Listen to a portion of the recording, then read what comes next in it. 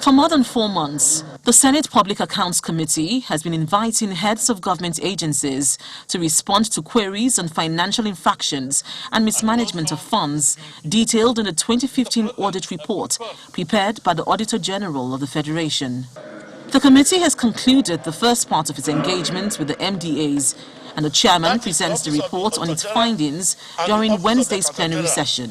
Such attitude of interagency lack of cooperation constitutes a barrier to efficient... In the report, queries on financial violations issued against 59 of the agencies by the Office of the Auditor General of the Federation were sustained, while those against 46 other agencies were vacated. You may present the report. Notable among the agencies whose queries were sustained include the Federal Inland Revenue Service, Ministry of Niger Delta Affairs, Joint Admission and Matriculation Board, Nigerian Army, and the Nigerian Ports Authority. In the course of the consultation of the General's report, the committee observed and noted issues that warrant urgent parliamentary and executive attention.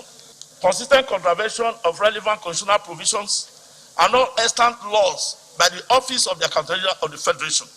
Prevalence of unwholesome financial practices by some principal revenue agencies which have negative implications on the revenue generation efforts of government.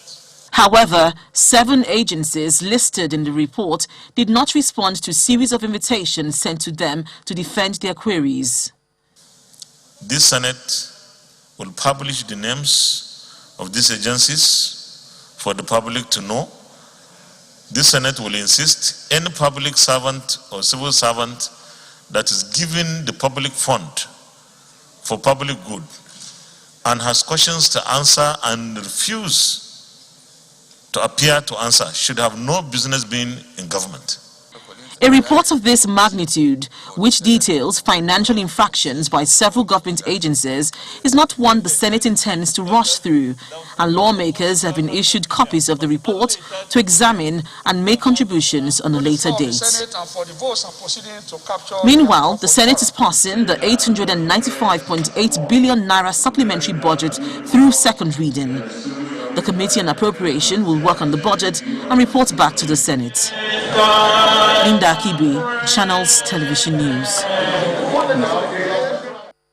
Well, staying with the upper chambers, they've also been reacting to reports on the roof leakages in the foyer of the National Assembly complex, with clarifications that no money was released for the renovation of the building. President of Senate Ahmed Lawan says the National Assembly and its leadership are not responsible for the maintenance and renovation of the complex, and they have not received any amount for the renovation.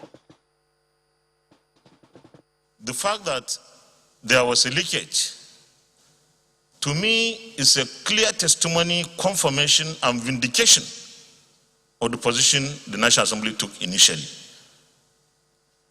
By the time we came into office, by the grace of God and your endorsement,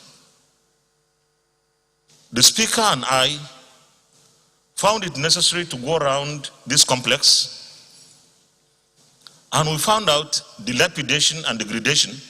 In fact, anyone who sees what we have here knows that this place is overdue for rehabilitation. It's even worse downstairs. So we went to see Mr. President to complain to him that there's need to rehabilitate and renovate the National Assembly complex after being used for about 20 years and not rehabilitated at all. And Mr. President was gracious. He asked us to come back, engage the FCDA, who are the owners of this building. They continued to work and work until they came down to that 7 billion. And I took that to Mr. President. Mr. President immediately called the late Chief of Staff of blessed memory, Mala Bakiari. He said, go and look for money to rehabilitate the National Assembly complex. When we approved the budget of 37 billion naira for the rehabilitation of this complex, it was not a National Assembly budget. It was an FCDA budget. We have nothing to do with this.